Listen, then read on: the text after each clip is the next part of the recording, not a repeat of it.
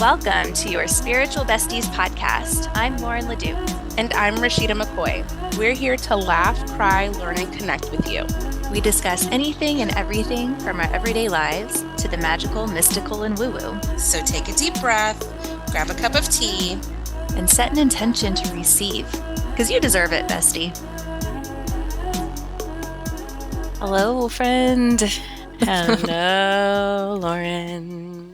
What's happening? I'm just so happy to see your face and talk to you today. Me too. I don't know how many times via text you were like, I miss you. I know. Just for context, I just got home from my Sicily retreat, which was awesome.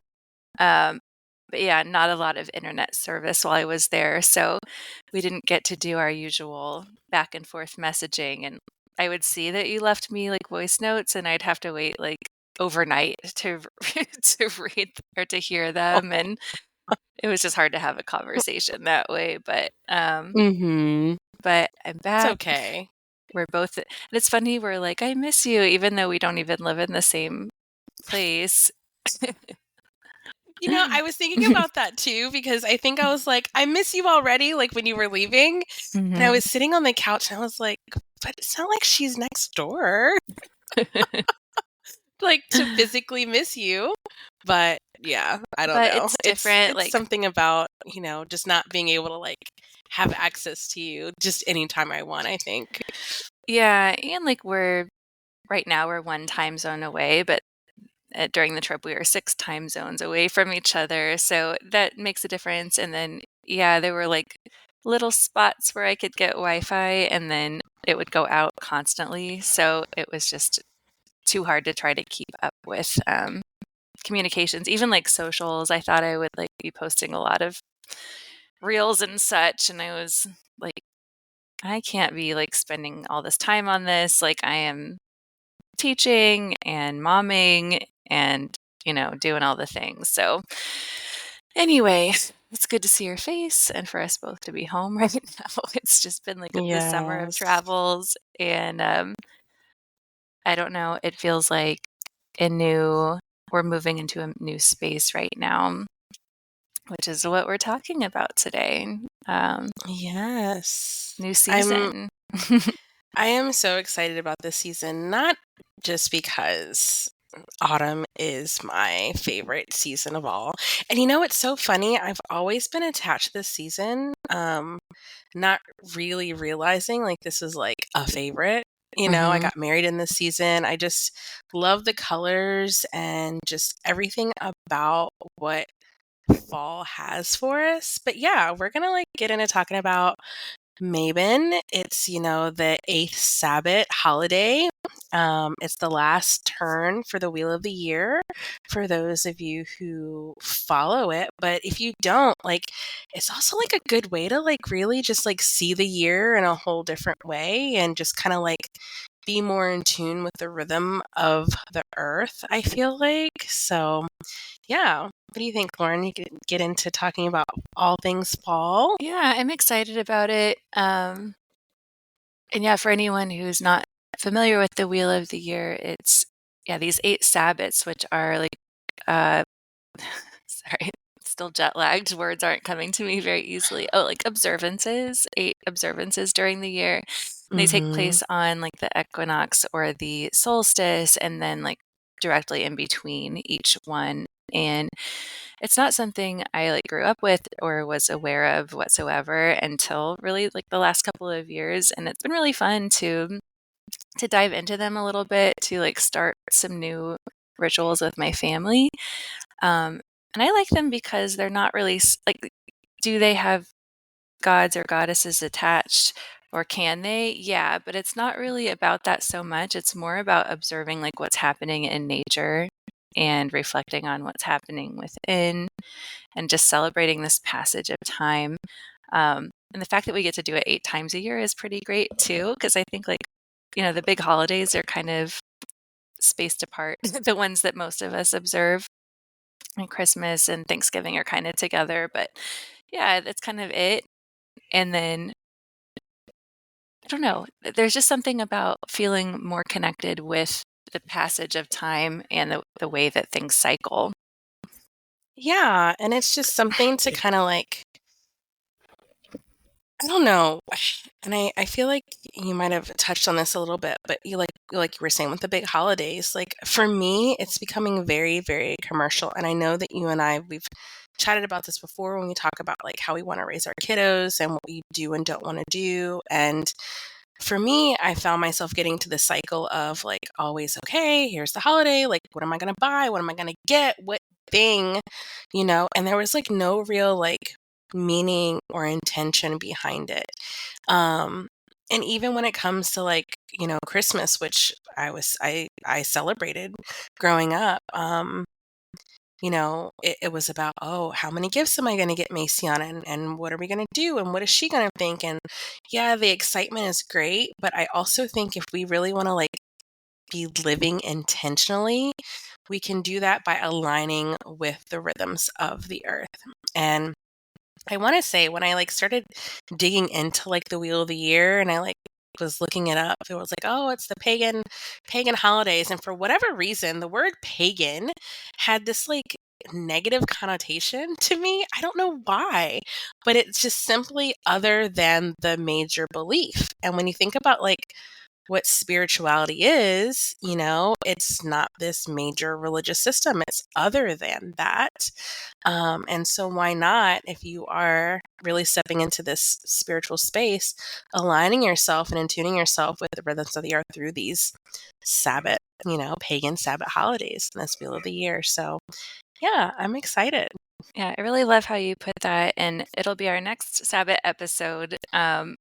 But going back to like ancestry, like this isn't necessarily, I don't think the word pagan like existed, pre-Christian times, but for many of us, like this is our lineage, this is our ancestry. We've just been removed from it for many, many generations. So by realigning with it, even if it's not 100% true to like your particular lineage, because these have kind of become, we've grouped a lot of different types of celebrations that are pre-Christian together. I think that, yeah, it's a way to kind of go back to how things were in a way, which is needed on some level, I think, between people or between humans right now, because part of the issue with modern times, I think, is our disconnection from the earth. So I think anything that connects us back to the earth also connects us back to our souls, to our spirits. Mm. So Rashida, what is Mabon? Yeah, so Mabon is one of the 8 holidays. It's the last one when it comes to, well, we also have Samhain that comes up in October, but this is the mark of the autumn equinox. So this is celebrated on the autumn equinox. This year it is September 23rd, and it is almost like a harvest festival. It's the second harvest where you know, we show gratitude. We honor this balance of dark and light. This is the time now where light is going to be the same as the darkness in the world. And I think Mabon for me is just like a great time to just look at the balance within our lives. Also, like looking at what we have harvested through this year, and also letting go of anything that is no longer serving. I know like that phrase gets used a lot, but like really looking at how the wheel is and what this time signifies, it's a great time to let some of that go as we start to move in to the darkness, of the next turn of the wheel. So yeah, it's a harvest. It's the second harvest, and it marks the autumn equinox. And it's always celebrated usually between September 21st and September 24th. It just depends on the year. But this year it is the 23rd. So it's a really like balanced one. The light and the dark are equal. And I think for a lot of people who live in seasonal places, it's their favorite time of year. there's this like sort of relief that comes after summer and the weather gets cooler. And yeah, it's all about like delicious food and kind of like starting to get cozy. And there's something about harvesting. I like how you talked about letting go. And this is all coming back to our September Oracle reading too. So if you listeners, if you haven't listened to it, I would definitely go back because we bring up some of these concepts as well. But the harvest is letting go. It's the plants like letting go of their fruits. Mhm. And that's something that we celebrate. So it's like an ending, but it's also the beginning, right, of this darker time. And I think it's so healthy to have these like mark these times of celebration and to like take personal stock, because it's so easy just to like go through life in a linear like straight way and to like, I don't know, maybe like expect all times to be harvest time Mm, in a way. yeah. And if you think about it, like that's how our culture is. Like we can literally go get a banana any time of year. Anytime. Yeah, we're not eating seasonally. Like, yeah, we get like, I mean, like it's the dragon fruit or the star fruit that I see in my grocery store at certain times, but you're right. I can get any of the main fruits at any given time. I've never thought about it like that, Lauren. Yeah, I think for most of us there is this disconnection. And I know I've talked about like my garden a lot this year, but it has helped me feel a little bit more in tune with what's going on. And we were talking before this about how, so my Sicily retreat was like on a farm or a masseria in the middle of Sicily. And first of all, this place is so cool. Like the same family has owned this farm since the 17th century. So Wow. yeah, before I came, I thought it was a 17th, like I thought that's when it was built, but it's actually ancient. Like it's probably 1,000 years old or more. And they've been cultivating this land for all of that time as well. So they're very in touch with what's growing all the time because they grow most of their own food. And if they don't, like they're getting milk or cheese from like the sheep farmer who's I don't want to say down the road because the road is very windy. I don't know how to say it, like in the next village or whatever. Um, and like right now they're harvesting almonds and they're getting ready to harvest olives and grapes here soon. Um, they like make their own wine and olive oil. And yeah, we could walk and just like pick an apple from a tree and eat it, or a pear from a tree, or a fig from a tree. But Mm. yeah, their lives are still very much centered around like what is actually growing around them at the time. Like they're not importing a bunch of stuff like we do. They don't have the grocer right down the street to just get anything from anywhere in the world. Um, it's what makes like a lot of their cuisine so uniquely distinct in them. Um, Also because of climate change, like some of the things that grow have typically grown well and have been like such the center of their culture, like tomatoes, for instance, aren't growing so well right now. And there some new things like avocados are doing better. So it's kind of interesting how directly affected they are by that.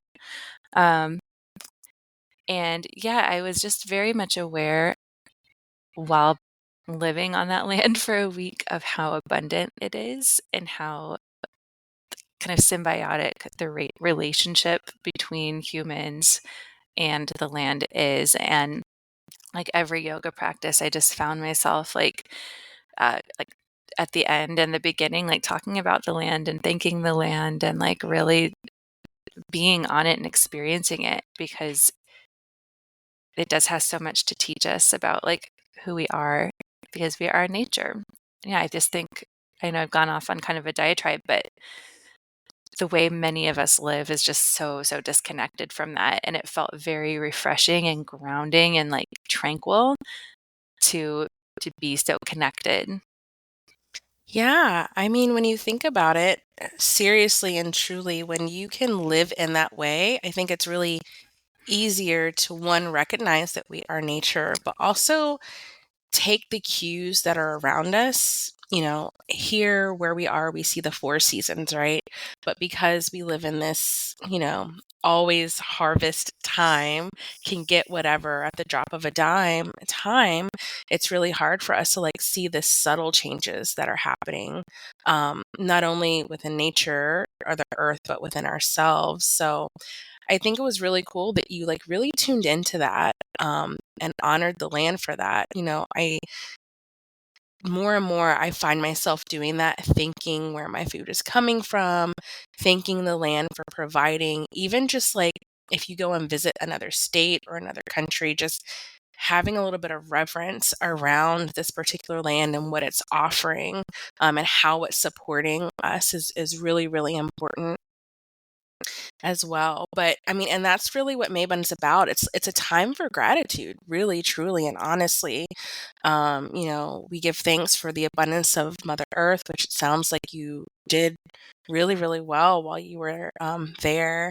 And also literally and spiritually, it's a great time to really check in. So and really reflect on where we've been and where we're going. And then also like after reflecting and having those moments, finding some presence in the moment.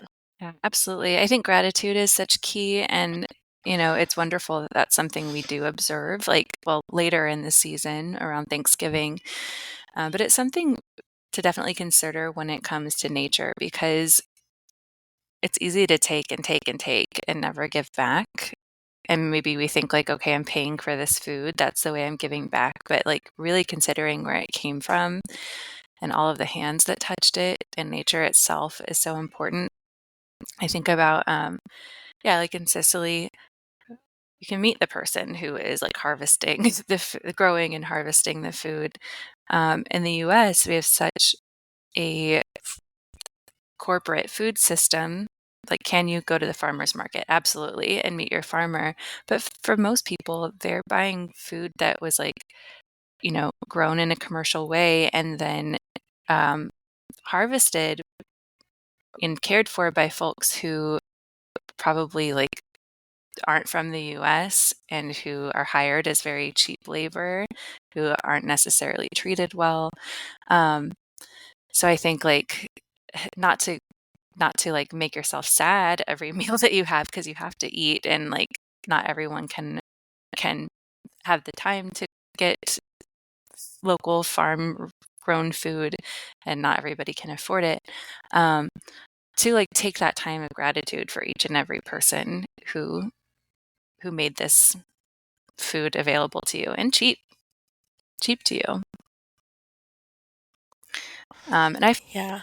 I feel like, wherever you're getting your food from, and this isn't all about food, the harvest, it's just an easy way to like connect with it.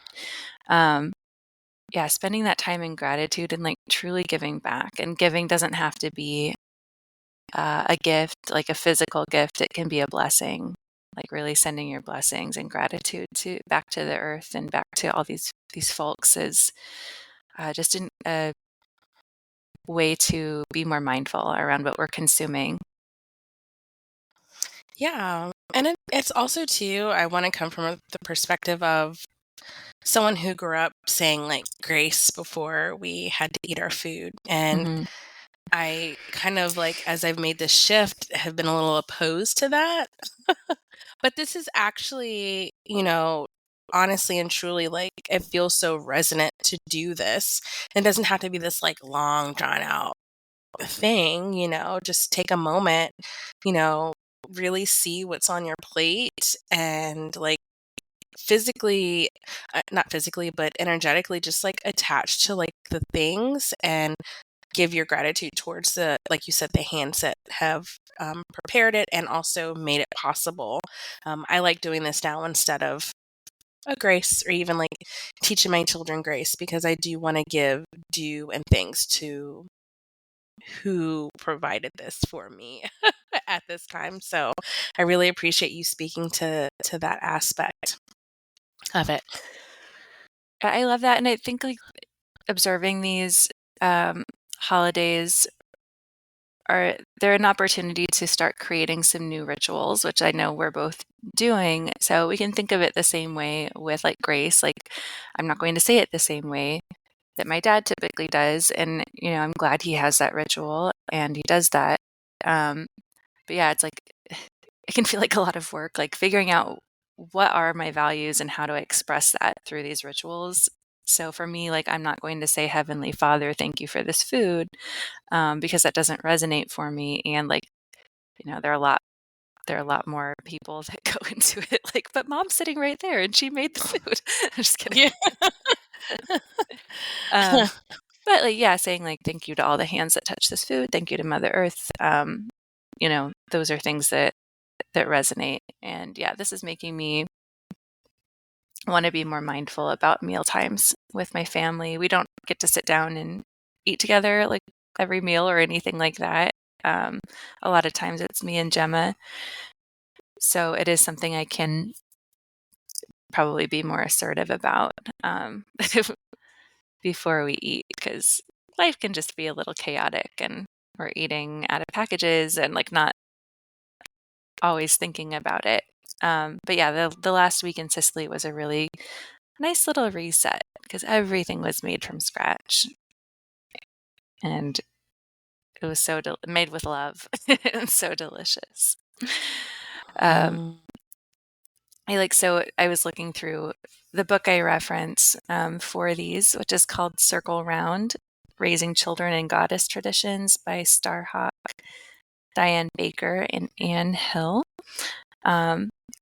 In this book, it really talks about how to like incorporate children into these rituals too. So there's recipes and stories and songs and stuff for each of these observances, each of these Sabbats. But I like in talking about Mabon, they are talking about this equal exchange. Like I say, everything in nature is constantly giving to and receiving from everything else. The oxygen we breathe in is exhaled by the trees, and they take in the carbon dioxide we breathe out. Bees sip nectar from the flowers and in return carry their pollen to other blossoms so that the plants can make seeds. Nothing exists separately from the whole. Nothing exists separately from the whole. So I think that for me is something to really contemplate and think about how to remember this connection through our daily lives. Because yeah, so many of us are really, it's like we have to be slapped in the face to like remember that we're connected. Yeah, it's one of those things I recently realized. I stopped doing my quote unquote grounding practice, and not to say that you have to like physically go and do something, but it's always like a really good practice of mine to go and just like put bare feet to the earth and like ground. Mm-hmm. And our body is set up that way. So I'm going to start doing that again. Part of it was like how hot it was outside, but I'm going to start doing that again. But, when you create these like moments to remember, like we are part of the whole, like this, we are not separate. We're just, separate expressions of the one thing, like, having these rituals and these practices, being mindful of these times and following these holidays. It's not some weird thing, right? I love the fact that, we have the Thanksgiving, the Christmases and different things like that to allow us to slow down and really focus in on our family. But our families, that's supposed to be what it's about. But, when you start getting intentional about your life, using this wheel of the year to like create little rituals or moments in time that is outside of like mainstream, I feel like it gives it a little more flavor. It gives it a little more substance, a little more meaning, if you know what I'm talking about. But yeah, just like having these moments, finding like rituals that work for you and your family. You were saying how you and Gemma, it's just you two most of the time, and having like blessings and being more intentional with mealtime. Like, yeah, Daniel and I, we recently revamped our whole thing of what we do. It used to be where we would get the kiddos to bed first, and then we would sit down and have our meals together. we were finding that we were eating very, very late. So now it's a time of we're all sitting down together. And I think it's a really beautiful moment for us too to create this new ritual around honoring one, letting go, releasing and letting go, talking about what's going on with our day, having that check in, but also like talking about what's going on in nature, right? Like Lauren, I showed you like what my dining room looks like. I have these two really beautiful windows that show our front yard, but I love the fact that having these rituals, being in tune with Wheel of the Year, and even Mabon, like my favorite time, the start of fall, it just allows us to really, I don't know, fine tune our life in a way, not feel so rushed because I really felt that way beforehand. And I just felt like the year was passing and was just marked by these like marketing holidays, these big holidays that for me personally, I would rather not participate in because everyone's participating in it. Everything is so busy. There's so much to do. There's so much to buy. There's all this big to do. I'm finding more that I'm really want to like lean into like just the small moments, and having this Wheel of the Year really helps with that for me. Sorry, I think I went on a tangent as well, but I mean, that's what we're here for. It's all good. I think it's a really beautiful thing being so intentional about creating the space to be in nature and talk about nature and to reconnect with this turning wheel with our families, because it does take some effort to do that. It's not like this was passed down to us. We've been disconnected, like we were talking about, from this for a long time. So it does take like quite a bit of intention and energy, I think, to create these new things, but it's such a legacy for our families. It's something our children are going to be able to pass down when they're older, and maybe we'll like kind of reseed the planet with these beings who are more in tune and connected with the earth and its seasons. So it's a very cool thing. Like, I don't think we're going to move out to the country and become homesteaders anytime soon, but having our little garden and visiting the farmer's market and creating these rituals, it's something that we have the privilege and the ability to do. So I'm excited about it, and I'm really grateful because I think kids are such a good motivation, to start some of these things. It can be harder to do it when you're just on your own or kind of going along with the crowd, or celebrating family holidays, stuff like that. But like, kids are really this kind of reset in a way. Like this, they give us the motivation to be more intentional. Oh, absolutely. I 100% agree with that. And you're right. The motivation, it makes you want to, because you're like, this little being is my responsibility. And I want to impart all the wisdom and knowledge in the best way possible. Meaningful, not just fill their little heads up with just useless facts or useless moments, but, really being intentional. And, a way that I find that I do that, Lauren, is like through my family altar. I don't know about you, but I have a family altar in our living room. Now that Miles is a little mobile, he's very active and wants to like grab a lot of stuff, but luckily he doesn't do it all the time. And I know as he gets older, he'll learn to like not touch that. But when it comes to Mabon, like a really good way to celebrate this moment is also by like redoing your family altar, if you have an altar, if you have a personal altar, or even just like a space. And I say that when I first got into like altar work, I thought it had to be this like really big thing, like I had to have all the things and all the crystals and all the whatever, and you don't. Like an altar is literally just a sacred space that you can come to. It's like a focal point. And so, when you do your altar, you can put gourds or apples. You can make, any type of offerings. I know my family and I, we like to go out here soon, we'll go out and we'll start walking and gathering acorns and pine cones. And the kids have a little bowl that they'll put their offerings in. We have a Mama Gaia that sits on the altar, and it's just a focal point in the home for us to like come back to that intention, come back to what's going on. And our altar tries to show the passage of time in that way as well. So, yeah, a really good way to celebrate Mabon. One good way is to create an altar around that. Yeah, that's a good idea. I think of like, I don't know.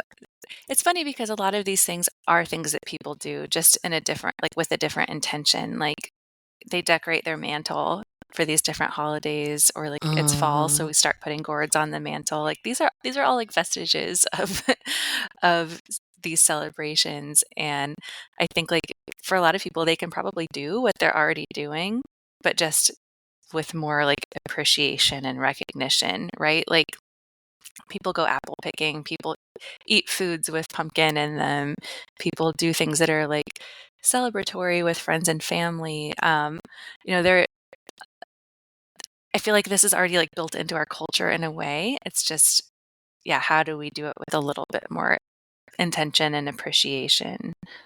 Yes.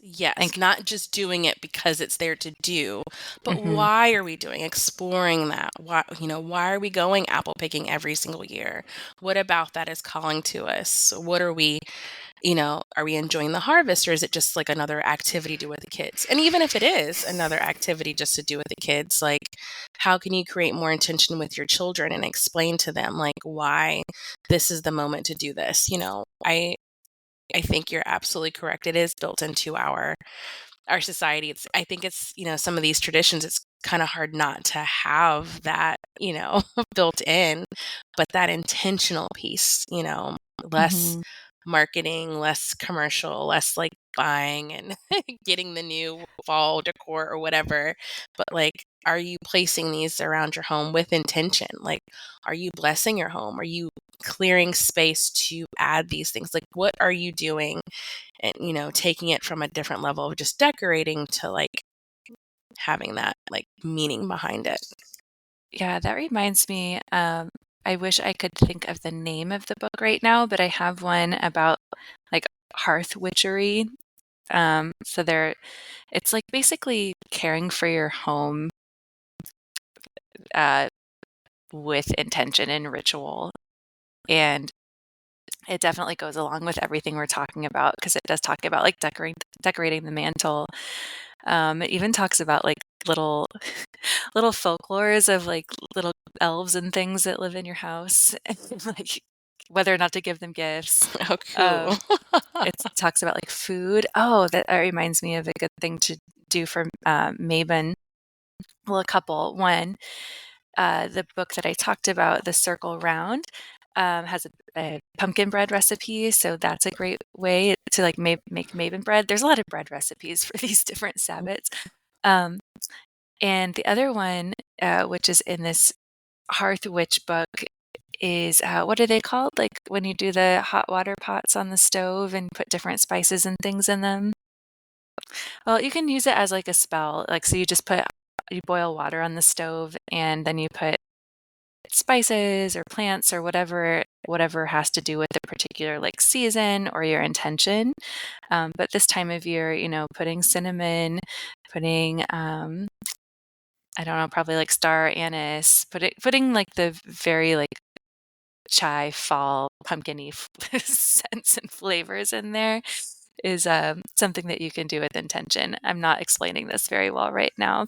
Please forgive me. But there are so many things you can do just around your house to add that bit of intention in, that's beyond like lighting a pumpkin spice candle,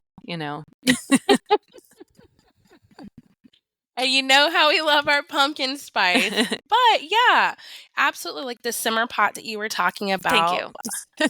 Yeah. Simmer pot. I'm like, Simmer what? pot you were talking about. Like, and it kind of does give you like this witchy feel. Like, yes, it's like to, like create a scent in your home and it's pleasant, but all of these things, be spices or fruits, the correspondence, they have correspondence and meaning behind them. And as you're like doing this, cutting the apple for the slice or cutting the orange for its slice, like having that like intention as you drop it in your pot, as you like make this like cauldron, so to speak. Like I really love that feeling and that look and that meaning behind it. You are creating a spell, you are creating magic with what you're doing. And our magic comes from the intention that we put into the things that we do. So Absolutely. Boom. what else? So I know you said simmer pot. I said the altar. What was the other thing you said? Oh, I was talking about baking pumpkin bread. Baking. Yeah, we can also do bonfires, which is like my absolutely favorite thing Oh, to do in yeah. the fall. I love this little ritual and you can either just do it with your immediate family, you and your kiddos, or you can have friends that come over. Mabon fall is definitely fire season, I feel like, but it doesn't have to be like this party where people are drinking all the time and it's just a thing. Like really have people come over, bring something. Maybe it's a potluck or something that you've baked. And sit around the fire and share your gratitude, have a gratitude practice. And then also do a releasing practice as well, because fire helps release things back. But yeah, I really enjoy like a good bonfire. And I used to do this before, not the whole ritual practice, but we used to do bonfires every fall. And Daniel loved making them big, like huge. And I'm like, dude, I would like to have a house after this is all said and done. But yeah, there's just something about sitting around a fire, and it comes back to like what we used to do way back, is like really sit around the fire and share stories in our hearts with each other. And this season just reminds me of that. This Mabon is just the mark of like this season that reminds me of just connection and gratitude and intention. But what else? Do you have another one to I share? do. Yeah, this is from the Circle Round book. So this is also a time of year not just to celebrate like the plant harvest, but to celebrate our animal friends. So uh, they talk about like calling upon animal spirits, but they say like a really simple thing you can do is to bless your pets. So Ooh. that might be like sprinkling them with water from your altar, or just maybe like snuggling them and giving them lots of love and gratitude for being a part of your home. I love this so much. It reminds me of, so yesterday, Macy, I've been working with the Rose, and you probably know we're going through the same training together, and just really like it's been on my altar. I have a bunch of like knockout roses in my front, which aren't as fragrant as I would like to do some of the things that I've been trying to do with them. But Maciana, she gets rose petals, and she saw me making rose water. And she made rose water by leaving the petals outside to bake in the sun in a bowl of water.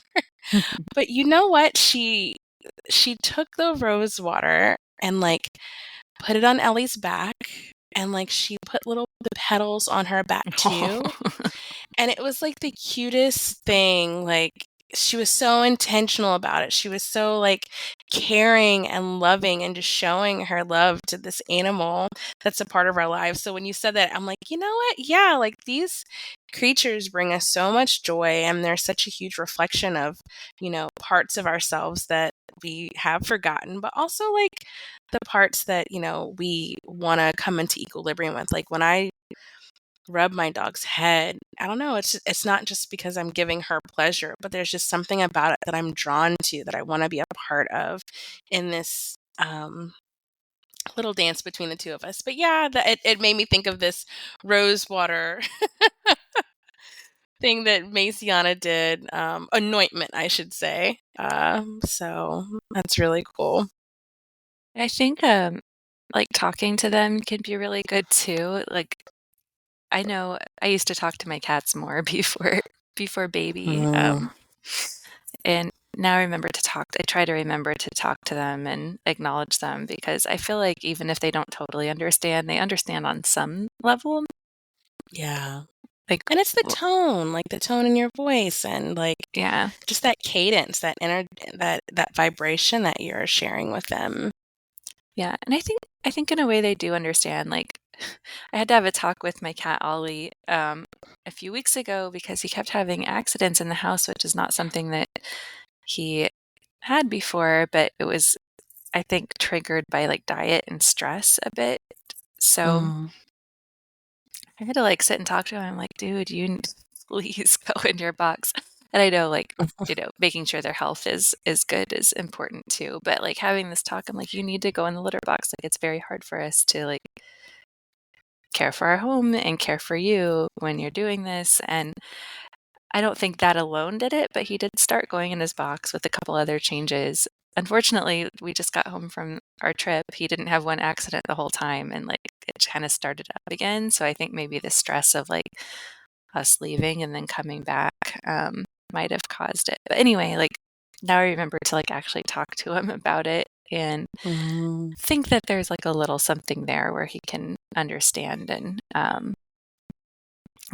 feel acknowledged in a way.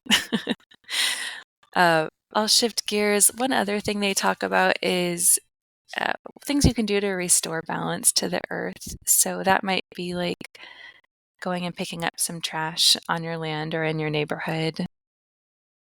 It might mean like not driving for a day if that's something that you can do. Something to serve others, even like just baking something and giving it to your neighbors. Like, what are ways that you can restore some balance? Something Gemma and I have been doing is like there's a creek next to our garden, and that's where we pump the water from. And she likes to walk in the creek. Like, we'll put our little Crocs on and walk through the creek. And we had a lot of big storms, and I noticed there was like a bunch of trash. And the first time we went, I didn't have anything to put the trash in. So we just kind of picked it up and put it on the side to get out of the water. But we remembered the next time to bring a bag with us and like pick up all the trash. And she loved it because it was fun and play for her. But it just felt like the right thing to do to like not leave all of that there, like in our water system. So that's an idea of something to do. Yeah, we actually do that every quarter. And you're like, every quarter, that's only 4 times a year, but we have a lot of land.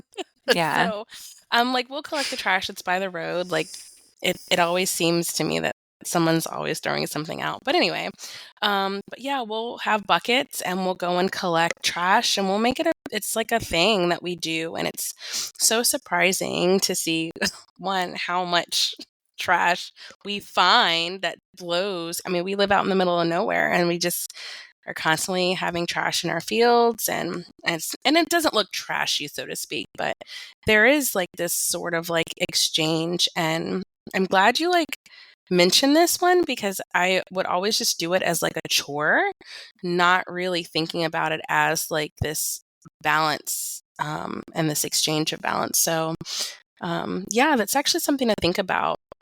And I also don't think it's like one of these things that you have to like go off and do this big like cleanup project with, if you're at a park or you're at a place that you're just like kind of hanging around and you happen to see something, pick it up and, throw it away, either hold on to it or what have you. But I do like that feeling of like this exchange and this balance and giving back.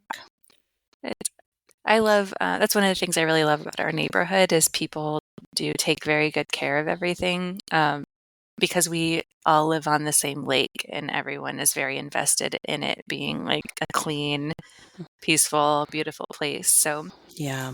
there are like organized lake cleanups. And for the most part, I think if people see something, whether they're on a walk or they're in the water, they pick it up and take responsibility because it belongs to all of us. So I think it's, that's something I truly appreciate. So all of these things are about like, I think returning to be like stewards of this earth or like realizing that that's what we are. We talk about owning land and man has conquered the earth and things like that. And truly like the earth is ancient. We are not, at least our bodies are not. So like really realizing that and realizing that we're just here for a short time and to hopefully leave the place better than we found it. I think that's something that we can really observe this time of year.